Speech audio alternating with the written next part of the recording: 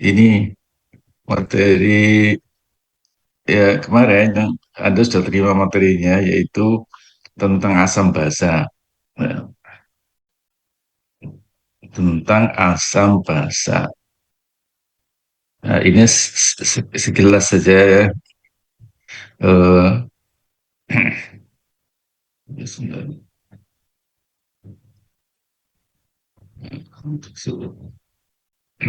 hmm,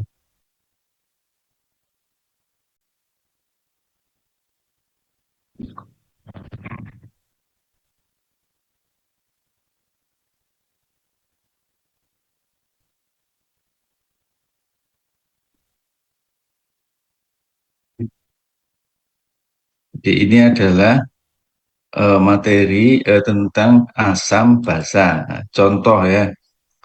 Contoh apa? Contoh tentang pertanyaan. Ya, pertanyaan ini contohnya ya. Eh, Oke, ini sudah kemarin saya kira ini. Yang kedua adalah berikutnya ini. Ini kan asam kuat. Kalau asam kuat gampang ya, tinggal Anda cari konsentrasi dari eh, H plusnya, kemudian dimenlokkan, nah, ketemu pH-nya.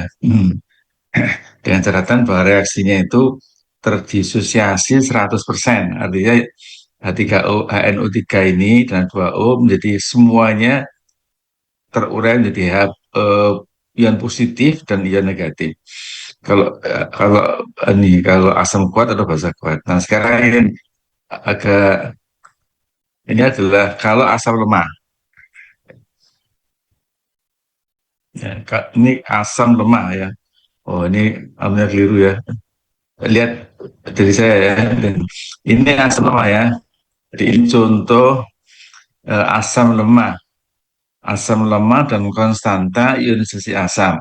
Jadi ini asam lemah, contohnya misalkan Ha. Ini asam lemah ya. Eh, Bereaksi dengan air H2O menjadi H3O positif dan A negatif. Jadi ditulis positif negatif. Tetapi tandanya adalah bolak-balik karena asam lemah itu terdisosiasi atau terurai menjadi positif negatif itu sebagian. Sebagiannya masih tetap di kondisi aslinya. Nah, bisa juga karena pelarutnya air, bisa juga Anda tulis begini, persamaan di atas itu menjadi sederhana begini aja. Ha terurai menjadi H positif, A negatif. Aki ini aqueous, larut dalam air. Nah, tapi ini asam lemah, jadi Ha-nya masih ada, H positifnya ada, A negatifnya masih ada. Nah, sekarang kita lihat Ka-nya itu, konstanta ionisasi asam. Itu kan adalah perkalian eh, produk ya, perkalian produk dibagi perkalian dan konsentrasi produk-produk ini ya. Ini kan sebelah kanan produk ya, sebelah kiri itu adalah reaktan. Produk-produknya itu dikalikan, dibagi dengan konsentrasi dari reaktannya. Berarti kanan kanan dibagi dengan kiri. Nah, gitu. Kalau ini rumusnya ya, konsanta ionisasi asam gitu. Perkalian yang kanan dibagi dengan yang kiri. Yang kanan kan ini H positif kan gitu. Ini produk dibagi dengan reaktannya. Oke. Konsentrasinya berapa? Jadi kita hitung masing-masing konsentrasinya nih. H positif berapa, A negatif berapa, H positif berapa. Nanti akan ketemu Ka-nya ini.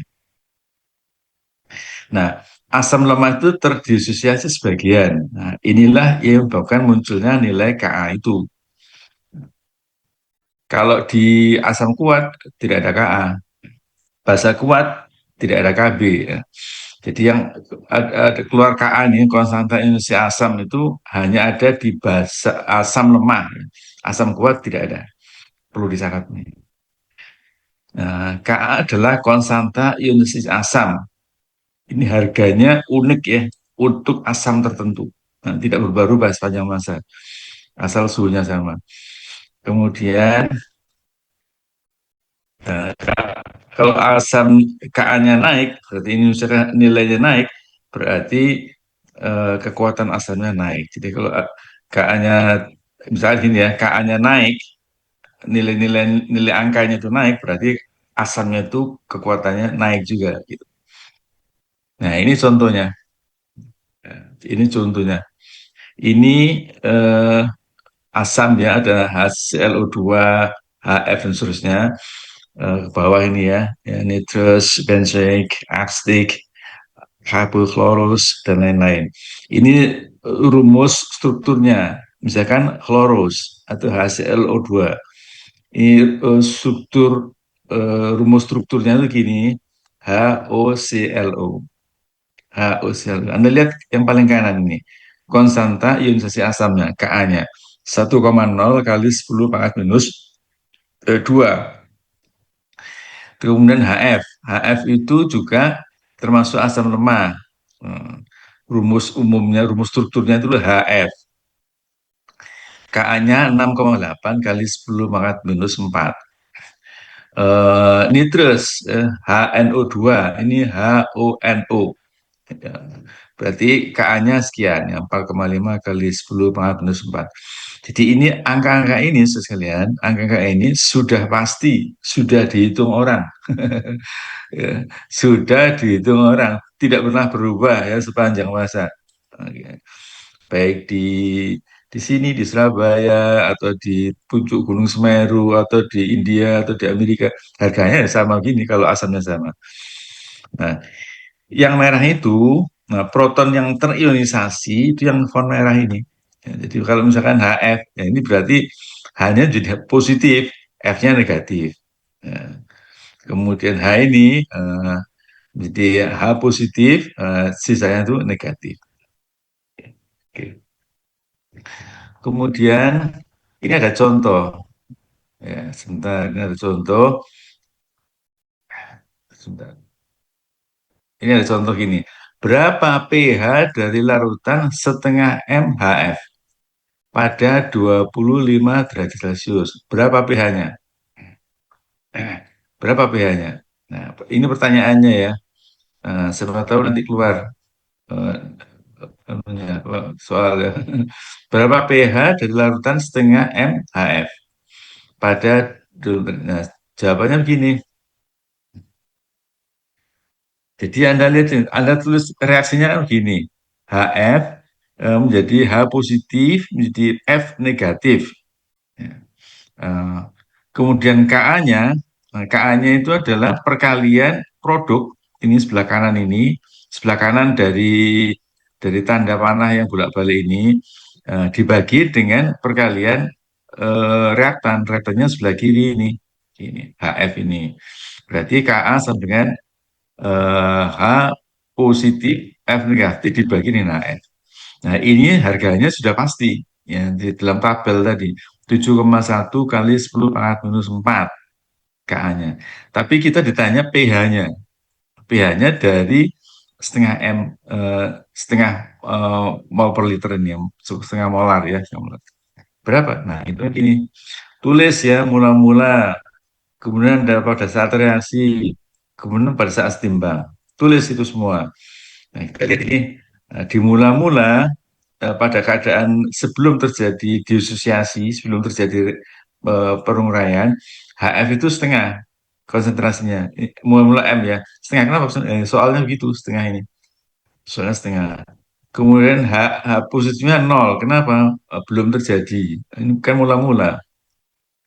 Kemudian F-nya juga nol karena belum terjadi ya. Nah, nah, pada waktu reaksi kan, kata reaksi itu berlangsung terus-menerus ya, dari detik pertama, detik kedua, menit pertama, menit kedua, seterusnya sampai selesai. Maka itu kita anggap, kita simbolkan. Jadi konsentrasinya M itu selalu berubah sejalan dengan reaksinya sedang berlangsung. Nah, oleh karena itu kita anggap saja minus X. Minus kenapa minus? Karena berkurang. Jadi setengah ini berkurang. X apa? X harganya berubah terus. Nah, nanti kita cari X itu apa. Kemudian di sini pada minus ini, di sini minus X, di sini positif X. Kenapa terbentuk? H positif terbentuk. Nah, di sini F min juga terbentuk, jadi positif X. Nah, reaksi berjalan terus sampai kondisi keadaan setimbang. Ketika keadaan setimbang, kecepatan ke kanan yaitu bentuk reaksi dan kecepatan ke kiri membentuk kembali reaktan itu sama. Jadi pada keadaan setimbang, berarti X sudah mapan harga X-nya, itu adalah setengah kurangi X. Setengah ini dikurangi X ya, pada keadaan setimbang untuk HF. Untuk H positif, harganya ya X. Ya. X saja, karena tidak berubah lagi, sudah setimbang. Kemudian berapa KF-nya? Nah, juga sama dengan X itu. Oke. Nah, kemudian ada masukkan harga KA-nya nih.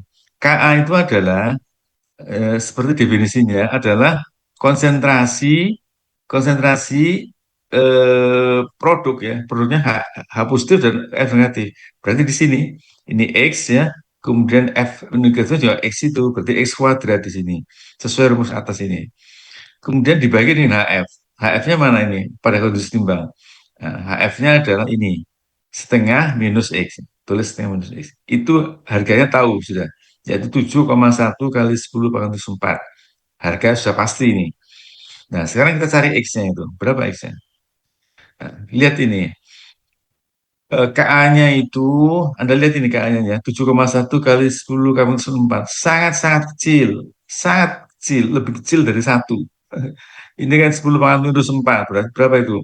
0,00007,71. Kecil sekali dibanding angka satu. Sehingga kita bisa katakan bahwa setengah ya dikurangi X-nya itu kira-kira sama dengan X, kira-kira sama dengan setengah. Kenapa? X-nya sangat kecil, hanya sangat kecil ya. Di setengah itu minus X, itu kira-kira sama dengan setengah, karena X-nya sangat kecil. Tapi yang ini, karena ini pengurangan kan, pengurangan penjualan dianggap kecil aja. Tapi ini tidak boleh dihilangkan, X kuadrat. Karena kan ini dia pembilang, ini penyebut, ini pembilang sendirian. Penyebut ada minusnya, berarti atau minus atau plus, berarti dikurangkan, itu jadi boleh diabaikan. Oke. Kemudian kita lihat, jadi KA itu kira-kira sama dengan X kuadrat dibagi dengan setengah. Ini dihilangkan tadi ya, sama dengan 7,1 kali 10 pangkat 4. Nah, kemudian eh, jadi ini eh, persamaan kuadrat kan ini, jadi setengahnya pindah ke kanan, setengah pindah ke kanan menjadi X kuadrat sama dengan 3,55 kali 10 pangkat minus 4. Berarti X-nya bisa dicari ya, diakarkan saja, yaitu 0,019 M. Ini X-nya. X itu apa? Nah, yang kita kan disuruh mencari pH, berarti ini kan, jadi ini konsentrasi H positif sama dengan F negatif sama dengan X ini, ya kan? Ini konsentrasi H positif berapa, F negatif berapa sama dengan X. Nah, berarti pH berapa? Nah, pH-nya sebentar, kalau HF-nya itu sama dengan setengah minus X, yaitu 0,58 M. pH-nya pH-nya adalah minus dari log H positif ini. H positifnya kan 0,019. Nah, masukkan kalkulator, pH-nya sebenarnya minus log dari H positif itu. Harganya sebenarnya 1,72. Jadi jawaban dari pertanyaan tadi, berapa pH dari larutan setengah M itu adalah sama dengan 1,72. Gitu ya caranya ya. Kalau kalau asam asamnya asamnya itu apa? Asamnya itu asam lemah. Asam lemah. Oke. Oke. Nah, sekarang kita teruskan ini. Ini ada eh, kita kan tadi membuat pendekatan ya. KA-nya jauh lebih kecil dari satu, maka setengah minus X sama dengan setengah. Tapi ini kapan ya? Kapan dapat dilakukan pendekatan atau penyederhanaan tadi? Nah, ini syaratnya ya. Jika X kurang dari 5% dari nilai yang dikurangkan, itu baru boleh X itu diabaikan. Gimana bentuknya gini? X-nya kan 0,19, 0,019 yang barusan, yang tadi slide sebelumnya. X-nya sama dengan 0,019. Nah, ini bagi dengan setengahnya ini. 0,019 dibagi dengan larutan aslinya, setengah M ini.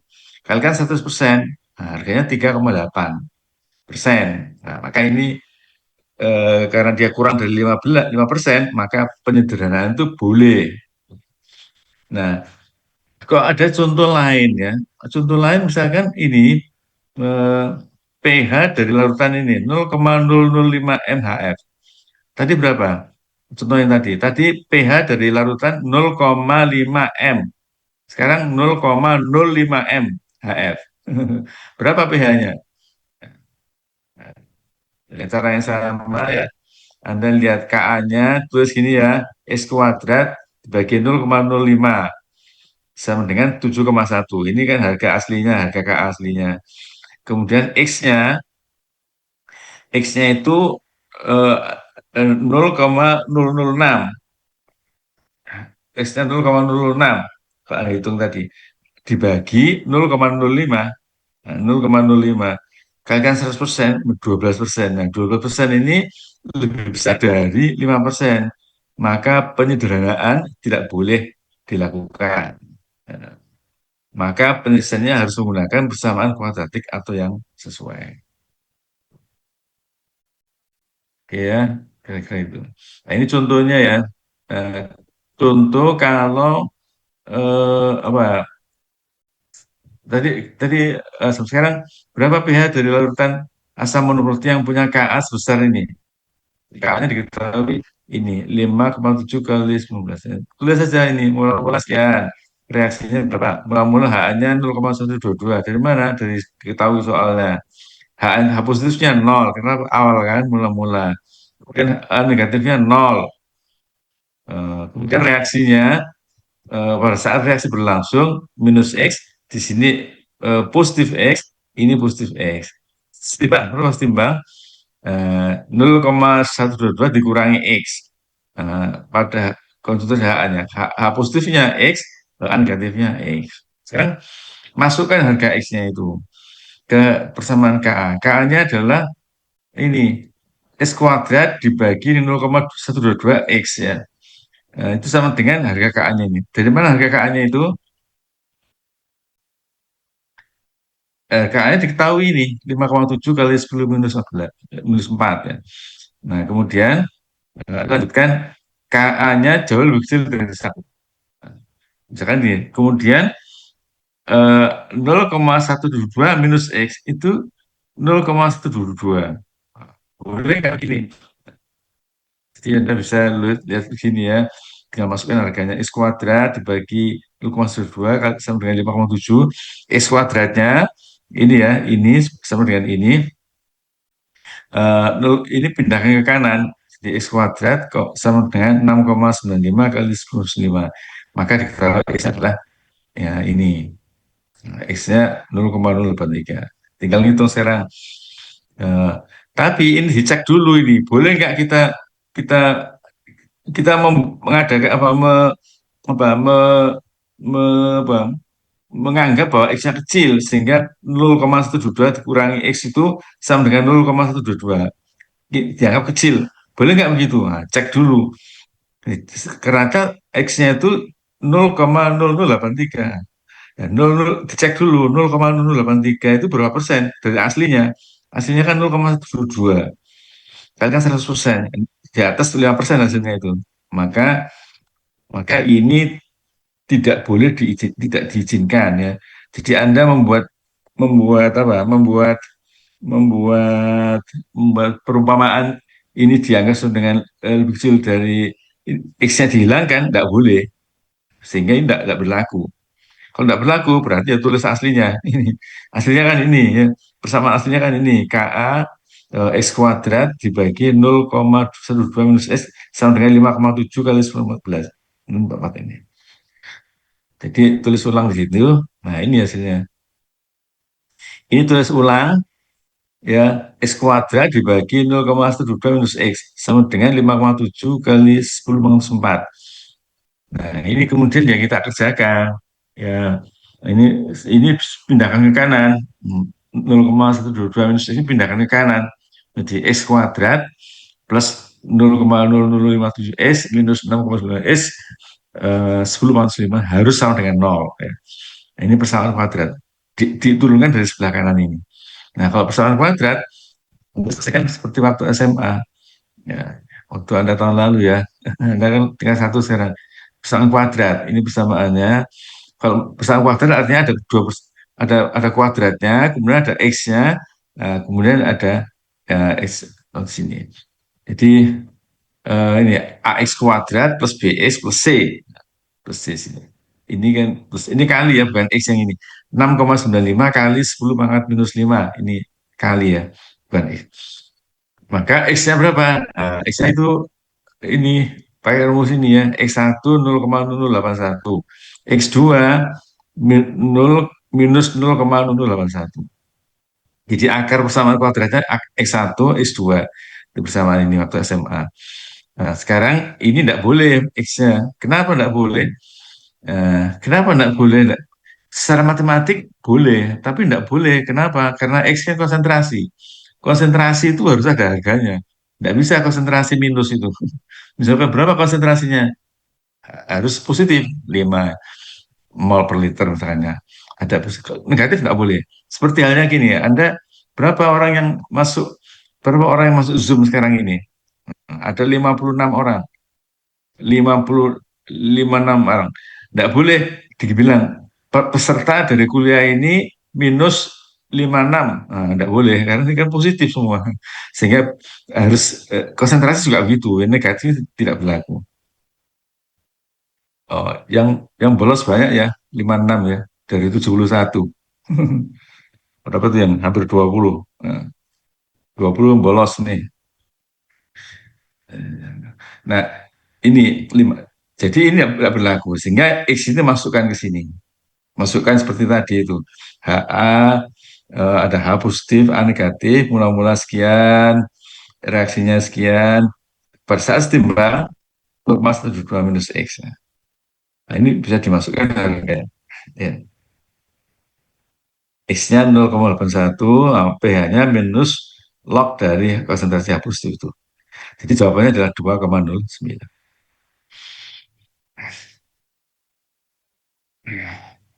Oke, kira-kira itu. Eh, ya.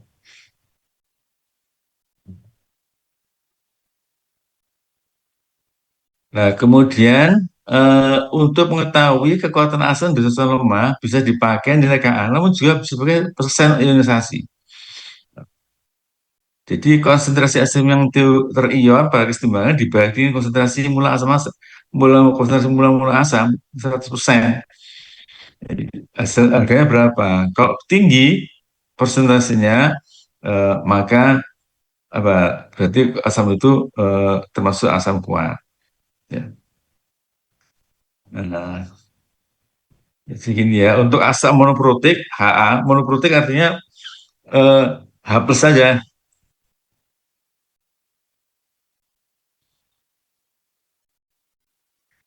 Anda ini kuliah atau tidak ya? Setengah jam baru masuk online padahal ya. Setengah jam baru masuk. Memang tidak niat kuliah Anda ini.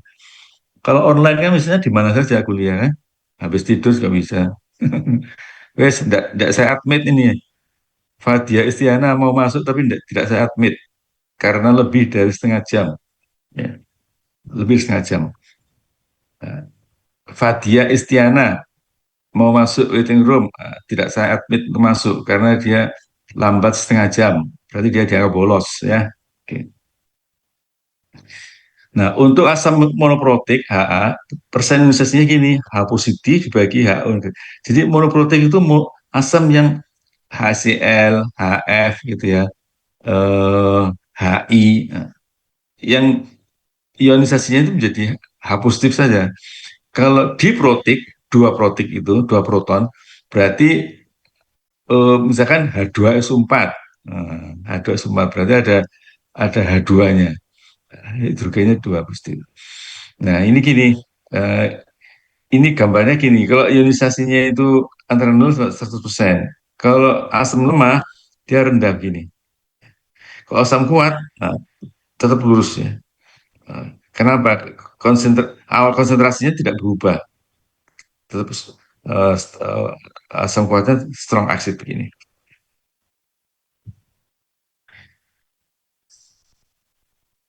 Nah, ini contoh sekalian ya, eh, sama ya ini. Kalau tadi asam lemah dengan Ka, konstanta ionisasi asam. Sekarang basa lemah, konstanta ionisasi konstanta ionisasi basa. Contohnya ini, ya. NH3 aqueous ditambah 2O liquid menjadi NH4 positif ditambah OH negatif. Ya. Negatif lemah berarti ada kesana kemari, ada ke kanan, ada ke kiri. Maka Kb-nya konstanta ionisasi basa itu adalah sama dengan tadi perkalian dari produknya ini yaitu NH4 positif dikalikan konsentrasi OH negatif dibagi dengan konsentrasi reaktannya NH3 positif. H2O tidak dimasukkan ya, jadi ada yang selain H2O saja, di NH3 sini. Jadi Kb adalah konstanta ionisasi basa. Kalau Kb-nya naik harganya, berarti kekuatan basanya juga akan naik. Nah, kalau ada soal perhitungan untuk basa lemah, maka Anda lakukan seperti asam lemah. Ya, hanya saja H positif diganti dengan OH negatif. Gitu ya, Sofyan ya. Nah, kita sekarang berlanjut ke yang lain saja. Ini contoh ya, contoh basa lemah. Banyak di sini amonia, Kb-nya sekian, piridin, ya, Kb-nya sekian, metilamin, ini. Jadi ada konsentrasi konstanta ionisasi basanya. Ya, ini harga sudah pasti ya, tidak berubah ya. Jadi atom dapat menerima proton adalah yang font biru itu. Nah, ini seperti itu. Oke, nah ini adalah hubungan kuantitatif antara konstanta, misalkan antara Ka dan Kb. Jadi saya ringkas saja. eh, jadi gini, hubungan antara Ka dan Kb itu gini. Hmm. Jadi Ka kali Kb itu sama dengan Kw. Hmm. Untuk pasangan asam konjugat basa. Ya, mohon diingat nih ya, Anda kalian ya. eh, Hubungannya Ka kali Kb sebenarnya Kw. Kw-nya berapa? Kw-nya 14. Eh, 10 pangkat 14. 10 pangkat minus 14. Eh, jadi gini, pada suhu 20 derajat Celcius, nilai Kw selalu ini 1,0 kali 10 pangkat minus 14. Ini air ya. Kw, W, water. Konstanta inisiasi itu water, Kw. Water, W ya. Itu 1,0 kali 10 pangkat 14. Ya. Nah, jadi ini pKa itu sebenarnya minus log Ka. pKa minus log Ka. Maka PKb minus log Kb. Sehingga Anda bisa katakan bahwa PKa ini, P kan minus log ya, minus log Ka ditambah minus PKb sama dengan PKw itu sama dengan 14. Harga 14 ini tidak berubah sepanjang masa ya untuk air. Ya di mana-mana ya di Kutub, di Selat Madura, di Berantas, di mana-mana di Mississippi harganya sama. Air selalu gini 14. Oke.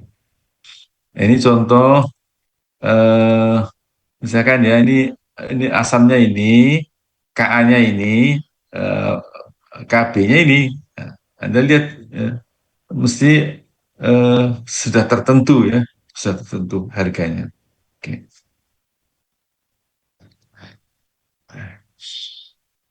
Sekarang sifat asam basa dari garam jika pelarutnya adalah air.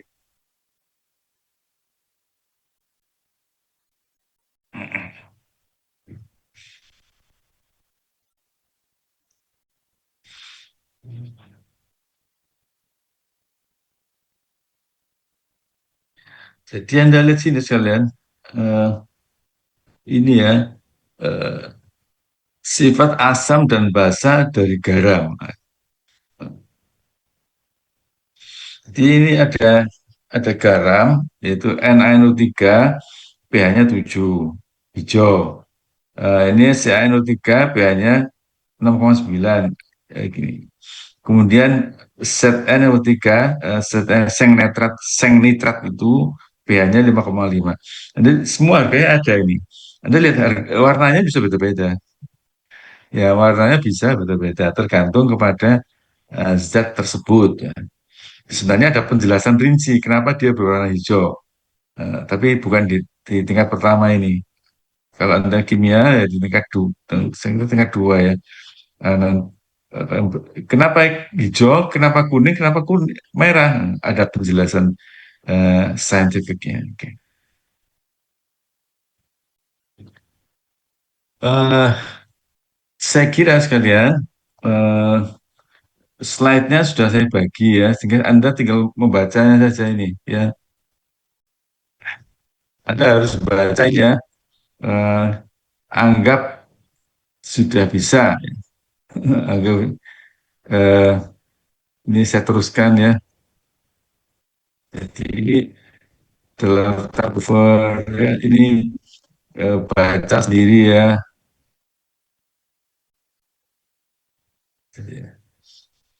Jadi ini rinci ya. Nah, sekarang kita lihat sifat koligatif larutan. Sifat koligatif larutan. Nah, sifat yang dipengaruhi oleh jumlah zat terlarut dalam larutan. Jadi sifat koligatif sangat penting soalnya. Eh, Sifat yang dipengaruhi jumlah zat terlarut. Kalau zat larutnya sedikit, sifatnya sekian, sifatnya begini. Kalau zat larutnya banyak, sifatnya begini ya. Tergantung jumlah zat larut dalam larutan itu. Namanya sifat koligatif. Sifat yang berpengaruh terhadap sifat yang dipengaruh oleh karena adanya jumlah zat tersebut di dalam larutan. Ada empat. Sifat koligatif hanya ada empat ya. Namanya penurunan tekanan uap. Kemudian yang kedua, kenaikan titik didih. Yang ketiga, penurunan titik beku. Dan yang keempat, tekanan osmotik. Ya. Sifat koligatif digunakan untuk melihat pengaruh zat larut, elektrolit, dan non-elektrolit terhadap sifat larutan. Sangat-sangat penting ini. Ya tentu saja ini yang disampaikan di Anda ini ya sangat ringkas, tapi penurunan-penurunan untuk pemanfaatan dari sifat koligatif ini dalam industri makanan dan farmasi sangat penting hingga kini, ya, hingga kini. Kalau Anda ada di teknik kimia, nanti Anda akan lihat bahwa sifat koligatif itu sangat penting ya untuk mendesain obat dan mendesain rasa makanan. Ya. Itu penting dalam food industry dan dalam farmasi industri. Coba kita lihat sekilas nih ya. Ini adalah sifat yang pertama, yaitu penurunan tekanan uap. Penurunan tekanan uap. Ini sifat pertama. Jadi sifat koligatif, ya perlu Anda ingat, sifat yang tergantung kepada jumlah zat terlarut ya, di dalam larutan tersebut. Nah, salah satu sifat itu adalah penurunan tekanan uap. Jadi kita lihat sini. Zat terlarut, non-volatile, dan non-elektrolit, seperti gula, itu tidak terdisosiasi dan tidak menguap. Tidak terdisosiasi artinya dia tidak terurai menjadi ion positif dan tidak terurai menjadi ion negatif. Dan juga tidak menguap. Zat larutnya ya. Kalau larutan gula ya, misalkan apa? Eh, es teh. Es teh. Kalau Anda panaskan, lama-lama menguap. Tapi yang menguap itu pelarutnya, yaitu air. Tapi zat larutnya, gulanya, tidak bisa menguap. Oke. Lihat sebelah kanan ini. eh, Solvents molecule, jadi A dan B. Di A ini, yang bawah-bawah ini adalah namanya molekul-molekul pelarut, solvent molecule, molekul pelarut. Yang di atasnya ini adalah molekul-molekul yang terlarut. Jadi misalkan ini apa ya, air ya, air itu ada yang dalam bentuk cairan di bawah ini, ada dalam bentuk dalam bentuk uap di atasnya ini, di atas cairan itu ada. Jadi molekulnya itu ada yang turun bergantian ya, molekulnya gantian. Ada yang dalam bentuk uap turun menjadi cair ini seperti ini ya. Ini dari uap ke cair, dari uap ke cair. Kemudian ada juga yang dari cairan ini pindah ke uap, ini pindah ke uap, pindah ke uap, pindah ke, dan itu setimbang berlangsung terus menerus. Nah, berarti di sini ada tekanannya. Ya. Kemudian sini larutan terdiri dari zat yang mudah menguap, yaitu pelarut, dan zat yang tidak mudah menguap, yaitu zat larut. Dan tekanan uap pelarut murninya pada temperatur tertentu adalah P0. Ya. Jadi kalau Anda masukkan ini, misalkan dalam larutan ini Anda masukkan zat terlarut lain, yaitu yang merah ini, maka tekanannya di atasnya berubah. Tadinya di sini tekanannya P0 ya, zat murni. Berapa zat molekul yang ada? Hitung aja ini. 1, 2, 3, 4, 5, 6, 7, 8, 9, 10, 11, 12, dan seterusnya banyak di sini. Nah, kalau ketika Anda tambahkan zat yang merah-merah ini yang terlarut, maka yang di dalam uapnya itu berkurang. Eh, Molekulnya berkurang. Yang tinggal dikit ini kan eh, banyak ya. Ini tinggal dikit berkurang. Kenapa? Karena eh, pengaruh dari zat terlarut itu berarti tekanannya tadinya P0 sekarang menjadi eh, P. P ini P0 zat murni, 0 itu zat murni ya. P P ketika tekanan di atasnya, tekanan uapnya itu lebih rendah. Ketika ada zat terlarut lain yaitu yang merah-merah ini. Jadi harga P di sini lebih kecil daripada harga P0 di atasnya itu. Nah, inilah yang menyebabkan dia termasuk sifat kualitatif. Eh, P0 lebih besar dari pelarutan, sehingga terjadi penurunan tekanan uapnya. Delta P sebesar P0 minus P. Jadi ada jeda, ada beda antara P0 yang asli, yang murni, kemudian dibandingkan dengan P yang ada zat larutnya, yang warna merah tadi. Berarti ada deltanya. Ini turun, makanya disebut sebagai penurunan tekanan uap. Nah, ini adalah menurut Raoult ya, P0 minus P dibagi P0 itu sama dengan N1 dibagi N1 plus N2 sama dengan I1. Ini P0 adalah tekanan uap pelarut murni, ini tekanan uap pelarut yang ada, itu sebenarnya N1. N1 jumlah dari pelarut, molekul pelarut, N2 molekul zat terlarut ini. Makanya disebut sebagai fraksi mol pelarut tersebut. Fraksi mol pelarut tersebut. Ya intinya gitu aja, nggak usah susah-susah. eh,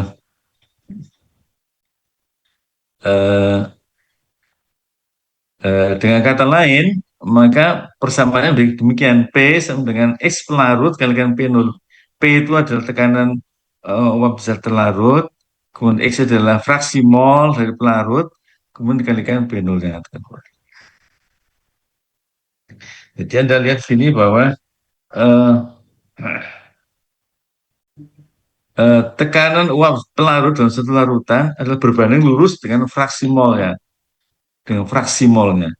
Fraksi molnya naik, maka tekanan uap pelarut dalam larutan tersebut juga adalah naik. Ya,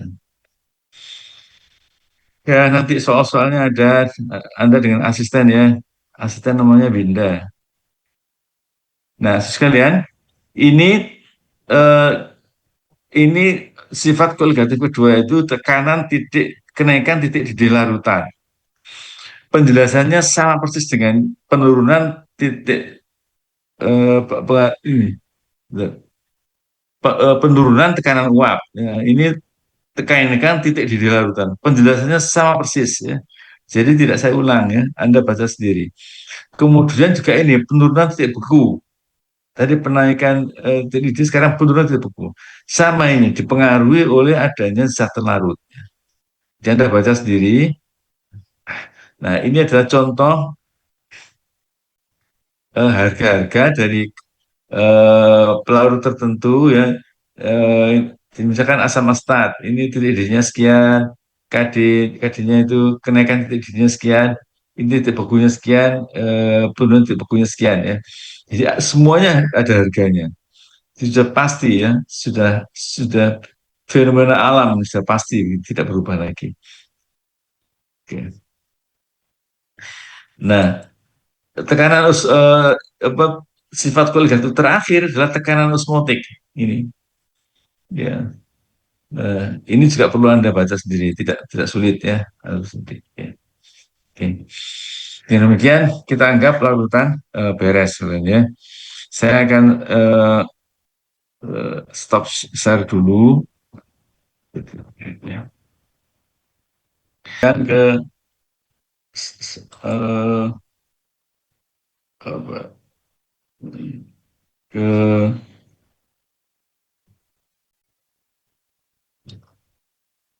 materi kesetimbangan ya.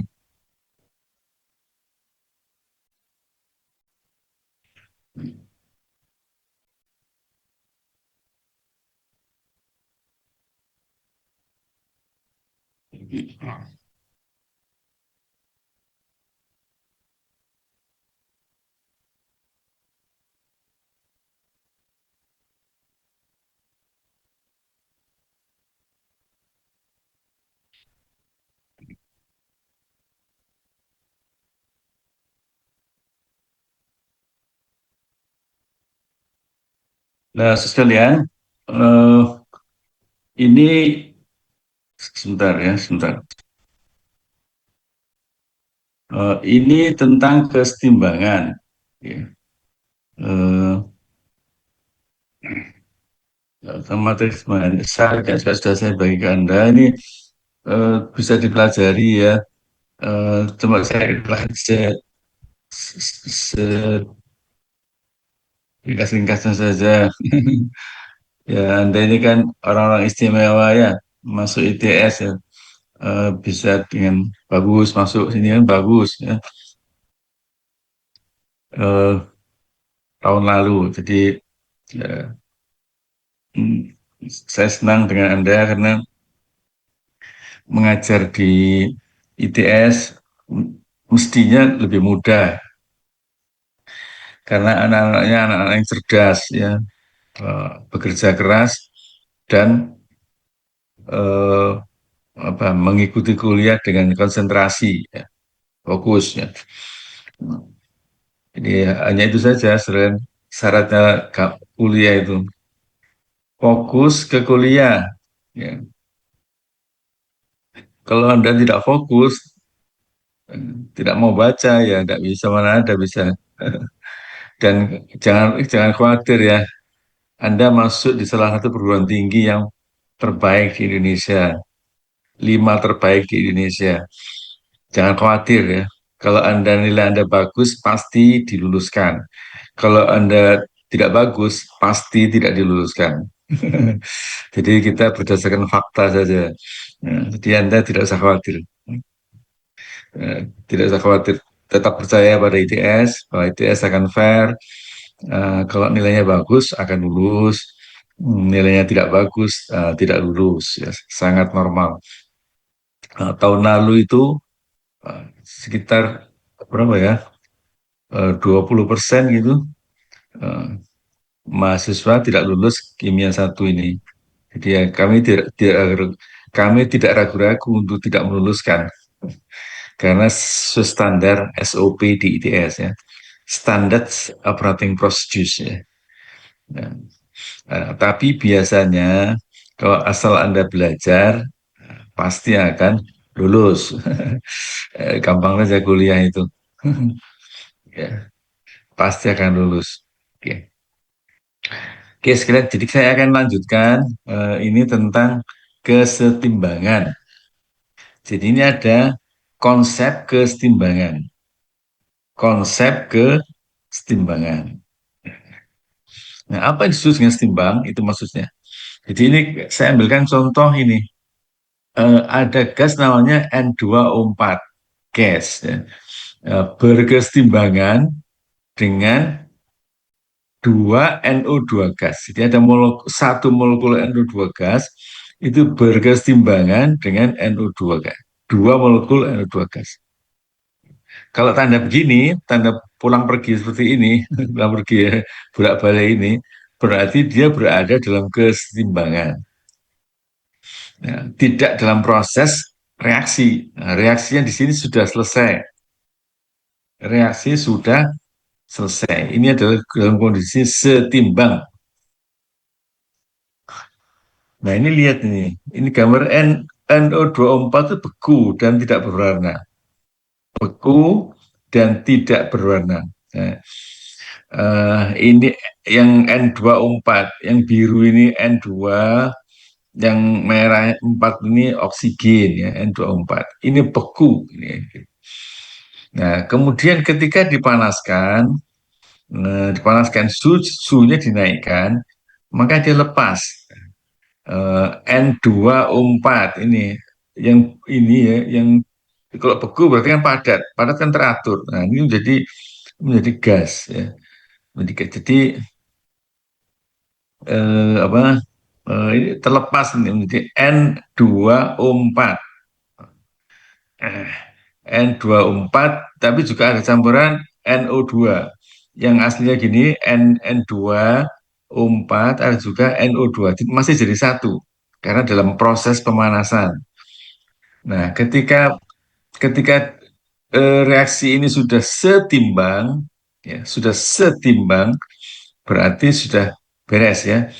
Eh, eh, Menjadi gas dan terdisosiasi sebagai membentuk 2NO2 berwarna coklat ini. Nah, ketika terjadi jadi warnanya agak kuning. Ketika sudah mapan, sudah setimbang, maka warnanya menjadi agak-agak coklat gitu ya. Tadinya kan biru ini ya, nah, agak coklat ini. Nah, kenapa coklat? Nah, karena lihat bentuknya ini. Di sini ada eh, ada NO2-nya. Jadi warna berhenti berubah, keseimbangan tercapai. Nah, laju reaksi N2O4, jadi laju reaksi dari kiri ke kanan, itu NO24 menjadi NO2 itu sama dengan laju reaksi 2NO2 bergabung kembali menjadi NO24. Berarti di sini ada N2O4, ini N2O4, ada juga NO2-nya. Nah, NO2-nya itu kalau NO2 kalau sama-sama ini ada NO2 dan NO2 bergabung menjadi N2O4. Nah, jadi ada reaksi ke kanan berjalan membentuk produk, reaksi ke kiri berjalan membentuk reaktan kembali. Nah, itu dalam kondisi setimbang. Ini konsep kesetimbangannya. Kemudian kalau ditulis ini N2O4 menjadi 2NO2, 2NO2 reaksi maju.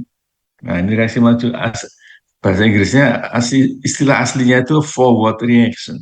Forward reaction. Reaksi ke kanan ya. N2O4 menjadi 2NO2. Maka laju ke kanan, laju laju maju ini, laju maju.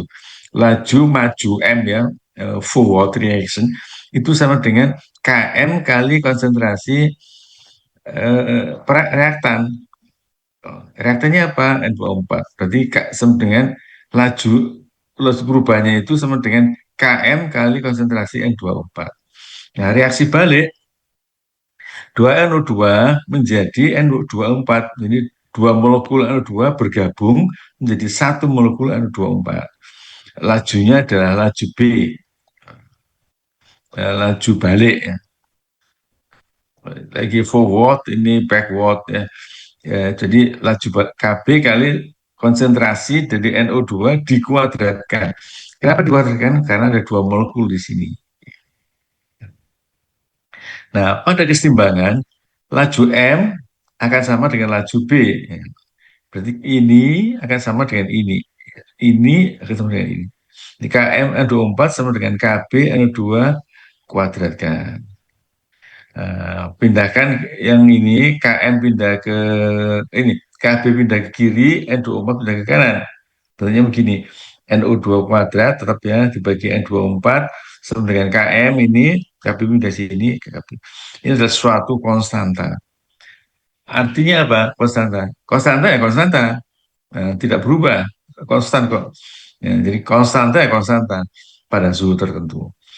Jadi harga konstanta ini tidak berubah pada suhu tertentu untuk N24 menjadi 2NO2. Oke. Kemudian sekalian, nah ini ada ilustrasi untuk mencapai keseimbangan dari reaksi itu. Jadi N24 jadi 2NO2 itu gini. Jadi pada awal reaksi ya ini sumbu X ya, waktu sumbu Y-nya itu konsentrasi. Ya.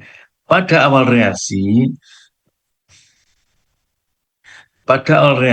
konsentrasinya yang biru itu tinggi.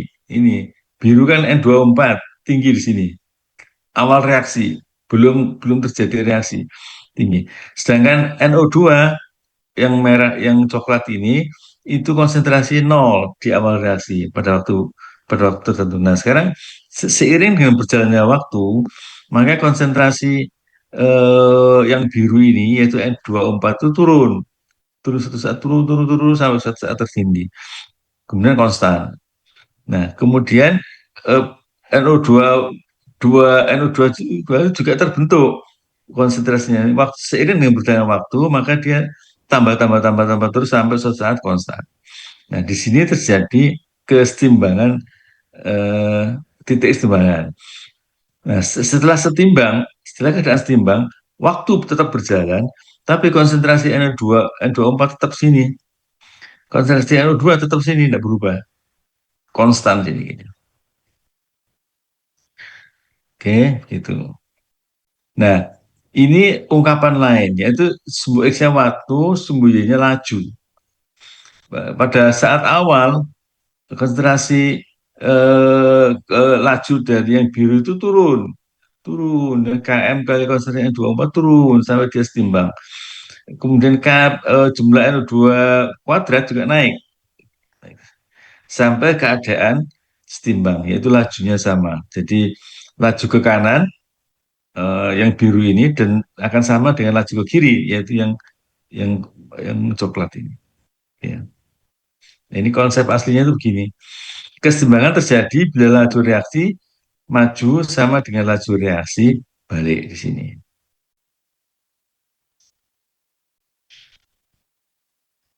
Nah, ini kesimpulan penting ya tentang keseimbangan di contoh ini. Pada keseimbangan, konsentrasi reaktan dalam produk tidak lagi berubah terhadap waktu. Waktu pendek, waktu panjang, waktunya bertambah lama, tidak berubah. Konsentrasi tetap ya. Agar keseimbangan terjadi, baik reaktor maupun produk harus tidak dapat keluar dari sistem. Ya, dalam satu wadah maksudnya. Wadahnya harus tertutup. Jadi N2O4 dan NO2 itu terjadi pada satu wadah tertutup, reaksi tertutup itu. Tidak boleh kalau bocor ya tidak berlaku. Tidak terjadi keseimbangan karena ada pihak lain yang masuk, misalkan oksigen dan udara masuk. Itu kalau bocor. Jadi tidak boleh keluar dari sistem. Nah, pada keseimbangan, rasio konsentrasi reaktan dalam produk itu sama dengan konstanta. Ya. Nah, ini adalah kesimpulan yang penting. Kemudian eh, konstanta. Jadi ini ada penting ya. Ada saya tulis gini. Reaksi di mana reaktan diubah menjadi produk dan produk diubah menjadi reaktan dalam berjalan reaksi yang sama secara alami akan mengarah ke keseimbangan. Jadi tidak ada ini, tidak ada pengaruh luar. Pengaruh diri sendiri dari sistem itu, dia akan menuju keseimbangan. Ini the nature of law, ya. Hukum alam, the nature of law. Hukum alam pasti akan mengarah ke keseimbangan. Terlepas dari seberapa rumit reaksi itu dan terlepas dari sifat proses kinetik yang terjadi untuk reaksi maju dan balik. Tidak terbukti apapun. Tapi dia mesti menuju ke keseimbangan. Contoh ya, perhatikan reaksi ya berikut. reaksi Haber ini sekalian, reaksinya sangat-sangat terkenal. Ya. Sampai sekarang terpakai. Di Gresik itu ada pabrik pupuk. Pupuk ya. Eh, Pupuk itu kan dari NH3 ini. Nah, ya, namanya reaksi Haber. Jadi nitrogen direaksikan dengan hidrogen membentuk NH3 amonia. Di N2 ditambah 3H2 menjadi 2NH3. Ini sudah established, sudah mapan reaksinya ini pada itu. Nah, lihat lihat ini. Kalau kita start dengan reaktan-reaktan saja, berarti ditabung di wadah yang raksasa itu. Anda lihat dari pinggir jalan, biasanya di Gresik ini, tabung-tabung raksasa. Itu katakanlah ada N2 dan H2-nya saja. Berarti start di awal, yang ada adalah N2, yang biru ini. Dan yang ada juga adalah H2, hidrogen, yang hijau ini. Yang NH3 nggak ada, nol artinya di sini. Nah, dengan sesuai dengan waktu, maka yang hidrogen akan turun sampai dia konstan di sini. N2 nitrogen juga akan turun sampai konstan di sini. Nah, NH3 yang produknya terbentuk makin lama makin banyak, sampai establish mapan di sini. Nah, di sini kesetimbangan tercapai. Nah, di sebelah kanan ini start dengan produk saja, berarti produk dari NH3 saja nih. Adanya NH3 ini. Kemudian N2-nya terbentuk, yang biru ini, N2 terbentuk. H2 juga terbentuk seiring dengan perjalanan waktu. Sampai kondisinya kesetimbangan. Nah, Anda perhatikan bahwa kesetimbangan di sini, kesetimbangan di start dengan reaktan maupun start dengan produk, kesetimbangannya sama tingginya. Persentase hidrogennya ya gitu, NH3 gitu, N2 gitu. Eh, Reaksi ini tidak menghabiskan semua N2 dan H2. Kenapa? Masih ada di sini ya. Hidrogennya ada, N2 ada. Pada titik tertentu, reaksi tampak seperti berhenti. Ini ya, berhenti ya, nggak berubah. Dengan ketiga komponen campuran, reaksi masih ada pada waktu yang sama. Berhenti. Tapi aslinya itu ada reaksi yang dinamis ya, bolak-balik. Ke sana kembali, berlangsung terus. Tapi kecepatannya adalah sama.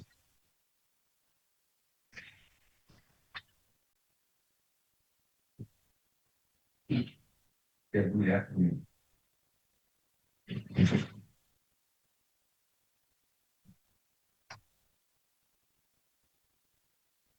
Eh, Jadi keseimbangannya adalah sama.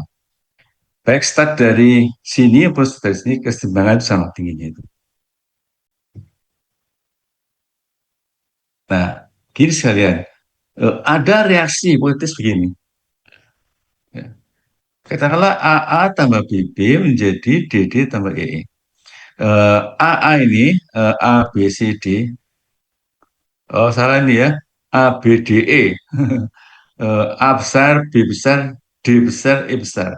A, B, D, E adalah spesies kimia, dan A, B, D, E adalah koefisien masing-masing spesies yang kecil-kecil ini, koefisiennya.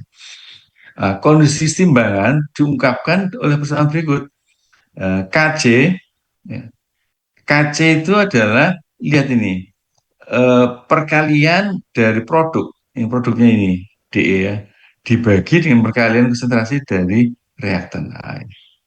Jadi D pangkat D, E pangkat E dibagi dengan A pangkat A, B pangkat A, reaktan reaktan. Ya. Nah, Kj itu adalah konstanta kesetimbangan, di mana konsentrasi diungkapkan dalam bentuk molaritas. Nah, kalau untuk reaksi yang tadi, amonia tadi, Kc-nya adalah, lihat kanan ini, perkalian konsentrasi produk. Jadi NH3 kali NH3 kan dua kali. Jadi NH2, NH3 2 pangkat 2. Dibagi dengan konsentrasi N2 dan 3. N21, H2-nya 3 di sini. Jadi Kc adalah konstanta keseimbangan. Nah, ungkapan konstanta keseimbangan hanya bergantung pada stoichiometri reaksi, tidak pada mekanisme. Jadi tergantung pada ini saja stoikimianya. Ini kalau satu ya satu, ini satu N2, ini tiga tiga, dua dengan, tidak tergantung kepada bagaimana satu itu bereaksi dengan tiga menjadi dua, ini tidak tergantung itu. Mekanisme reaksinya bisa panjang, tapi itu tidak mempengaruhi terhadap KC ini. Hanya yang berpengaruh adalah stoikiometrinya saja. Ini satu, tiga, atau koefisien reaksinya ya, satu, tiga, dua. Nah, coba lihat ini. Ini ada reaksi ya, 2O3 berhasil menjadi 3O2. KC-nya, KC-nya apa KC?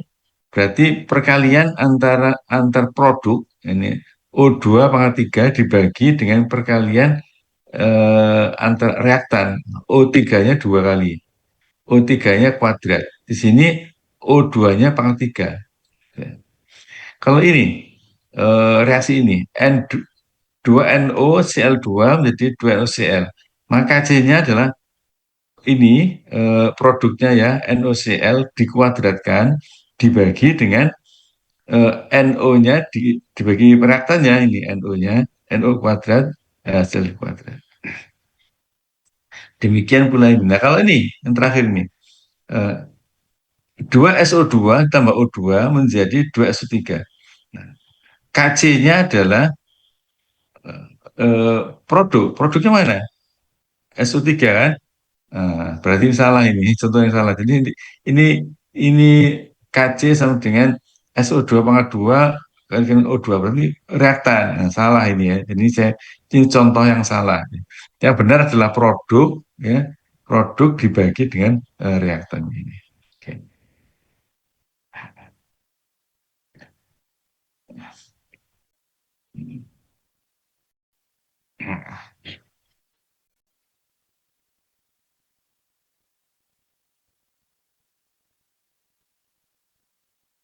Saya istirahat sebentar ya. Kita istirahat sebentar ya. 3-4 menit.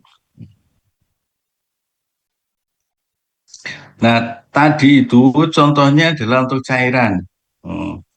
Maka kalau semua reaktor yang produknya itu berbentuk gas, bukan cairan, maka Kc-nya itu berubah menjadi Kp, konstanta keseimbangan dalam bentuk P, pressures, tekanan ya. Kalau C kan concentration. Jadi hubungannya adalah demikian. Eh, jadi Kp sekarang bawah ini Kp sama dengan untuk reaksi ini ya, untuk reaksi N2O4 menjadi 2NO2 ini diungkapkan dalam bentuk Kp, konstanta keseimbangan dalam bentuk pressures, tekanan. Itu sama dengan P dari NO2 kuadrat. Jadi tekanan dari NO2 ini, tekanan uap dari NO2 itu dikuadratkan, dibagi dengan tekanan dari NO2 O4. Nah, ini hubungan antara Kc dan Kp itu begini. Ya, sering kaskan yang kanan ini ya. Jadi Kp sama dengan Kc kalikan RT kalikan delta N. Delta N ini adalah perubahan jumlah mol gas produk minus mol gas reaktan. Jadi kalau jumlah mol gas produknya itu 2, kemudian gas reaktannya itu juga 2, maka nol ini. Delta pangkat 0 berarti 1. Kalau ini 2, jumlah mol gasnya itu 2 minus reaktannya 1, berarti sama dengan 1, berarti pangkat 1. Ya ini. Oke. Ya. Ini ada contoh sekalian ya. Ilustrasi. Ilustrasi ya ilustrasi. Oke. eh,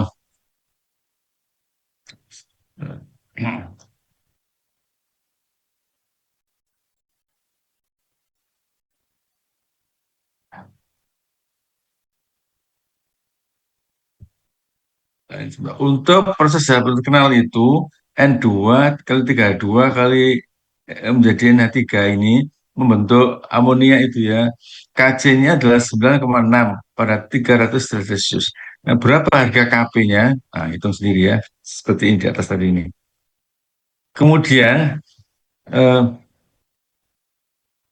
ini kita lihat ini. Apa artinya Kp dan apa artinya kecil? Kalau kecil kenapa? Kalau besar kenapa? Ya. Jadi nilai terbesar kecilnya KC dan KP. Besarnya suatu konstanta kesetimbangan untuk suatu reaksi akan memberi informasi penting tentang komposisi campuran pada saat setimbang. Ya. Jadi harga KP dan KC itu sangat penting sebenarnya. Sehingga karena KC dan KP diukur pada saat setimbang ya, diukur pada saat setimbang. Ya. Maka komposisi saat setimbang itu bisa diketahui dari harga konstanta C-nya tadi, C atau KP-nya tadi. Misalkan gini, ini ada reaksi ini ya, CO ditambah Cl2 menjadi CoCl2. Ini kemudian sudah setimbang. Ketika setimbang, harga KC-nya diketahui, yaitu ini, 4,56 kali 10 pangkat 9. Angka ini dari mana? Angka ini dari konsentrasi CoCl2, yaitu produk ya, yang kanan ini, dibagi dengan perkalian antara CO dengan Cl2. Ini reaktannya. Itu 10 pangkat 9. Nah, artinya apa? Jika K-nya jauh lebih besar dari 1, ini kan jauh lebih besar dari 10 pangkat 9 kan berapa itu? Kalau 10 pangkat 6, nah, 10 pangkat 6 1 juta. 10 pangkat 9 berarti 1 miliar ya. 4,56 kali kali 1 miliar. Berarti 4,56 miliar. Besar sekali. Jika K-nya jauh lebih besar dari 1, kesetimbangan cenderung berada di kanan. Produknya dominan. Berarti di sini CO2-nya sangat banyak dibandingkan CO maupun Cl2. Dikit aja di sini karena di CO2-nya sangat besar, ya, sangat besar. Ya. Kemudian jika K-nya jauh lebih kecil dari 1, kesetimbangan cenderung berada di kiri, maka reaktan dominan. Jadi kalau Kp-nya itu kecil, contoh lain ya, kalau kecil berarti reaktannya dominan. Artinya reaksi itu yang produknya sedikit sekali, sedikit sekali. Ya. Nah, ini misalkan ini ada ilustrasi ya, ini ada reaktan menjadi produk. Nah, kalau K-nya jauh lebih besar dari 1, maka keseimbangan di sini. Ada di sini berarti lebih banyak zat yang terbentuk di situ. Produknya banyak. Reaktannya sedikit aja. Kenapa? Karena K-nya jauh lebih besar dari 1. Nah, kasus lain, K-nya lebih kecil dari 1. Nah, keseimbangan di sini, ya, reaktannya jauh lebih besar daripada produknya. Jadi harga K itu bisa mengilustrasikan ke kita apa, eh, apa bentuk kira-kira jumlah reaktan dan jumlah produknya saat setimbang. Nah, ini ada ilustrasi begini. Jadi ini ada I, ada satu, ada dua, ada tiga. Ya. Sistem. Nah, contohnya gini, ini merah berkesetimbangan dengan biru. Ya, setimbang nih. Kemudian yang kedua, hijau bersetimbangan dengan kuning. Kemudian di sini biru bersetimbangan dengan merah. Nah, ada tiga sistem dalam kesetimbangan dalam kontainer yang sama. Dalam kontainer yang sama. Mana sistem dengan KC terbesar? KC apa KC? Kalau besar apa artinya? Besar artinya adalah produknya lebih dominan. Produknya lebih dominan. Berarti kalau di sini, nah, yang produknya kan yang biru, reaktannya merah. Birunya berapa ini? Satu, dua, tiga, empat, lima, enam. Berarti ini lebih besar daripada yang merah ini. Ya. Satu, dua, tiga, empat. Ini birunya enam. Produknya enam, reaktannya empat. Berarti KC-nya juga besar. Di sini, di sini yang banyak adalah reaktannya kan 1, 2, 3, 4, 5, 6, 7, 8, 9. Yang produknya hanya satu. Berarti KC-nya harusnya kecil, kecil sekali. Di sini produknya banyak juga ini. Satu merah kan, 1, 2, 3, 4, 5, 6, 7, 8. Reaktannya hanya dua. Berarti mana sebenarnya KC terbesar? Adalah yang kanan ini nomor 3. ya. Kemudian sekalian,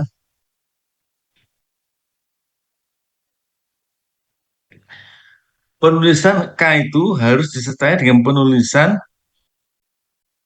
persamaan reaksinya yang sudah setimbang. Ini harus ya. Anda nulis K, K dari reaksi tertentu, maka harus diisi, harus dibarengi dengan penulisan reaksinya. Kenapa? Karena harga K itu akan berbanding terbalik antara arah ke kanan dan ke kiri. Kalau salah penulisan, maka salah pula harganya. Lihat ini lihat ini ya.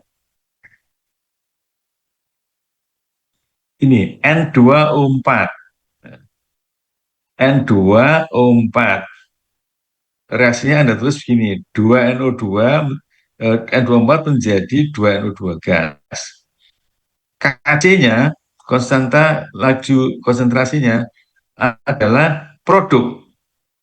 Ini N2, NO2 kuadrat yang ini produk dibagi dengan reaktan. Reaktannya ini N24. Di NO2 kuadrat dibagi NO24. Harganya adalah 0,212. Ya. Nah, maksudnya ini Kc itu harus diiringi dengan reaksinya, dituliskan. Kalau reaksinya Anda balik, di 2NO2 berkesetimbangan dengan N2O4. Boleh tidak nulis gini? Boleh, tidak apa-apa. Nah, 2NO2 berkesetimbangan dengan N2O4. Maka Kc-nya harus tetap produk dibagi dengan reaktan. Nih, produknya berapa? Produknya kan sebelah kanan ini N24 dibagi dengan konsentrasi dari reaktan. Reaktannya berapa? NO2 dikuadratkan. Harganya adalah ini dibalik ini 0,212 dibagi 1/0,2 ini. Harganya adalah 4,72. Jadi kalau reaktannya Anda balik, reaksinya Anda balik, maka Kc-nya juga harus dibalik. Ini 0,212 menjadi dibalik menjadi 1/0,122. Ya. Jadi harus diiringi itu ya. Ya, ini baca sendiri saja.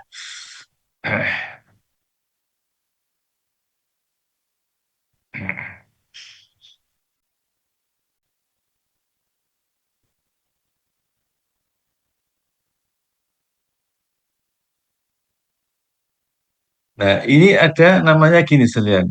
Kesetimbangan heterogen. Kesetimbangan heterogen. Apa itu kesetimbangan heterogen? Kesetimbangan heterogen adalah ungkapan kesetimbangan untuk reaksi yang reaktan dan produknya itu memiliki fase yang berbeda. Contohnya ini reaktannya kan ini dalam bentuk S. S itu solid, padatan. Nah, PbCl2S padatan. Nah, dia berkesetimbangan dengan Pb2 positif aqueous ditambah 2 Cl aqueous. Aqueous itu adalah larut dalam air. Cairan berarti di sini. Ya, ini adalah padatan adalah cairan ya. Jadi memiliki fase yang berbeda. Namanya adalah kesetimbangan heterogen.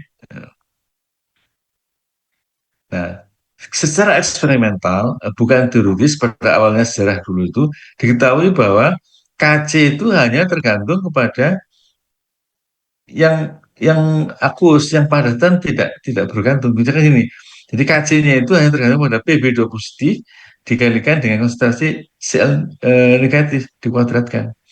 Tidak tergantung pada yang solid ini. Kalau kesetimbangannya hidrogen, PbCl2 tidak tergantung itu. Ya. Maka kemudian diketahui dalam penjelasan rincinya tidak diajarkan di S1, maka setiap kali padatan murni atau cairan murni terlibat dalam kesetimbangan heterogen, maka konsentrasi kedua jenis fasa itu ya, eh, tidak dimasukkan ke dalam ungkapan konsentrasi kesetimbangan, ya tidak diungkapkan, ya. Oke, itu eh, apa eh, komitmennya apa namanya perjanjian di antara para saintis. Nah, ini contohnya, ilustrasinya ini ya. Ilustrasi kenapa nanti kesetimbangan hidrogen itu tidak dimasukkan. Ini contohnya nih, kalsit ini, kalsium karbonat, CaCO3 dalam bentuk padat, padat ya, dalam bentuk padat, solid ya.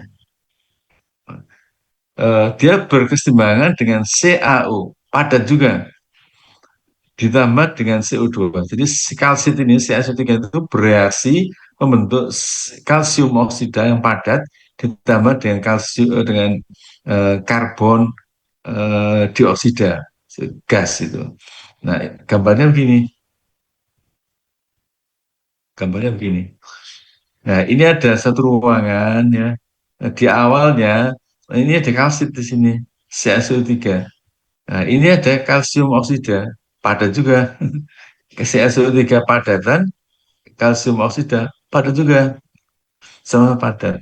Nah, di gasnya ini, di ruangan atasnya itu ada CO2 gas, CO2 gas. Nah, lihat nih, di awalnya ada sejumlah besar kalsit di sini nih, sedikit CaO, CaO itu, dan tekanan gasnya adalah P. Tekanan gas adalah tekanan gas dari CO2 sini.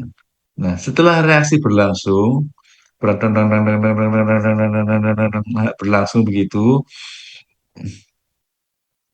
di akhirnya nanti Anda lihat bahwa ada sedikit kalsit di sini, banyak CaO-nya.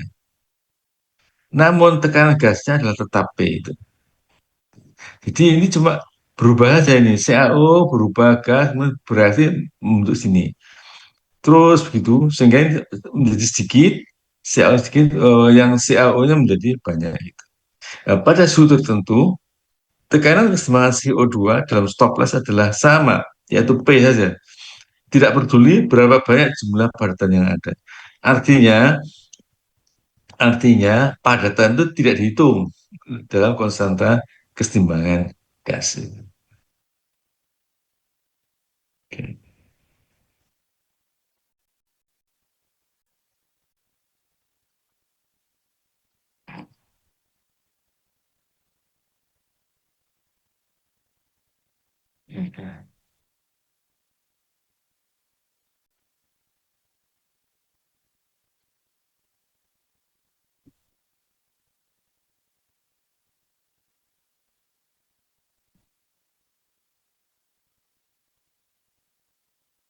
Ya, saya stop share sebentar. Ya, sekalian, kita akan loncat ya ke ini, ke prinsip Le Chatelier.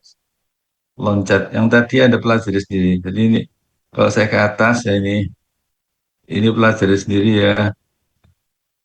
Tuh, dua, tiga, empat, lima. Nah, saya loncat 5 slide. Sekarang kita masuk ke prinsip Le Chatelier. Nah, Le Chatelier ini nama orang ya. Nama orang dari Prancis, saintis dulu. Nah, ini contoh dari eh, reaksi eh, reaksi pembentukan eh, amonia, amonia ya, NH3 ya. Nah, di sini sekalian kelihatan bahwa ini ada sumbu X-nya ya. Sumbu X, sumbu Y, sumbu Z. Ya. Sumbu X, ya, nah, tekanan total, sumbu Y, suhu, dan sumbu Z tingginya ini adalah persentase NH3 yang dihasilkan dalam reaksi pembentukan amonia di pabrik di Gresik itu. Nah, ya, jadi Anda lihat di sini bahwa kalau kalau jadi gini ada tekanan total dipakai ya, ada 200 atmosfer, 300 atmosfer, 400 atmosfer, 500 atmosfer. Di sini suhunya adalah 400, 450, 500, 550. Nah, di titik yang ini 60, kalau produksinya 60,6% itu dihasilkan dari sistem di mana tekanan totalnya itu 500 dan suhunya 400. Nah, kalau sistemnya begitu, tekanannya total 500 dan suhunya 400, maka dia menghasilkan 60,6% rendemen. Ya, 60, jadi yang lain juga begitu, ya, katakanlah 8,8 ini. 8,8 itu dari sistem di mana suhunya adalah ini, suhunya adalah 550 dan tekanannya adalah 200. Jadi hasilnya sedikit, 8,8%. Ya, gitu. Nah, kalau Anda lihat satu garis sini, dari satu garis kalau misalkan tekanannya itu dinaikkan 200, 300, 400, 500, itu persentase NH3-nya yang diproduksi juga naik ini, 38,7, 47,8, 54,9, dan 60. Ya, dari sini ke sini naik. Kemudian kalau Anda turunkan suhunya ya, dari 550, 500, 450, 400, Anda turunkan suhunya, kemudian sementara Anda naikkan tekanan totalnya, maka juga di sini akan naik suhunya. Kalau dari sini ke sini, 400, 450, 550, dia porsinya akan turun di sini gitu. Jadi maksudnya adalah perlu kombinasi T suhu ya dan P tekanan ya yang tepat untuk memperoleh produk maksimum. Jadi P dan T diubah-ubah secara simultan. Nah, ngubah-ngubahnya itu pakai prinsip Le Chatelier berikut ini. Dan ngubah-ngubah T dan P itu sangat penting. Belum tentu yang produk besar ini selalu menguntungkan. Belum tentu. Suatu saat Anda sebagai pengelola pabrik perlu saja yang jangan 60%, nah 42% saja. Nah, 42% berarti Anda kombinasi antara antara tekanan 40 atmosfer dan suhu 450. Ya kadang ini dipakai. Ini diubah-ubah secara sistem di control room industri tersebut. Nah, prinsip Lasteria itu gini, jika suatu sistem ya, yang berada pada keseimbangan terganggu oleh perubahan suhu, tekanan, atau konsentrasi komponen, maka sistem akan menggeser posisi hubungannya untuk melawan pengaruh gangguan tersebut. Jadi misalnya ini, bentar. Nah, ini ya. Nah, contohnya gini.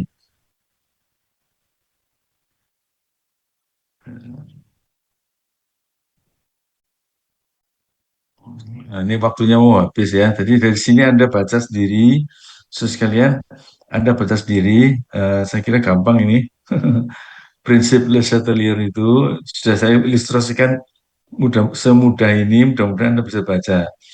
Ya, kalau Anda tidak mau baca ya tidak bisa. Ya, prinsip Le Chatelier ya. Anda baca sampai tuntas, sampai akhir. Gini. Baca sendiri. Oke, selesai.